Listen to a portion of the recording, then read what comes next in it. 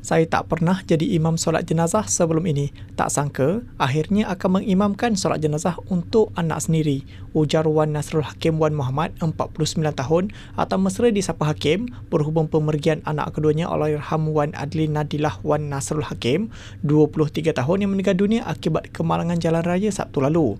Lebih memilukan, Wan Adli Nadilah atau nama manjanya, Alin, dijemput Ilahi sebelum sempat menghadiri majlis convocation bagi meraihkan kejayaannya menamatkan pengajian ijazah sarjana muda pentadbiran perniagaan di Universiti Kebangsaan Malaysia UKM Bangi, Selangor 24 November depan. Kisah itu meruntun hati warganet selepas Wan Nasrul Hakim berkongsi luahan menerusi hantaran di Facebook dengan gambar swafoto terakhirnya bersama Alin yang memandu di sebelah. Berkongsi kisah duka itu, Hakim berkata gambar berkenaan diambil pada 13 November lalu dan dia tidak menyangka ia adalah memori terakhir sempat dirakam sebelum Alin yang pergi buat selamanya.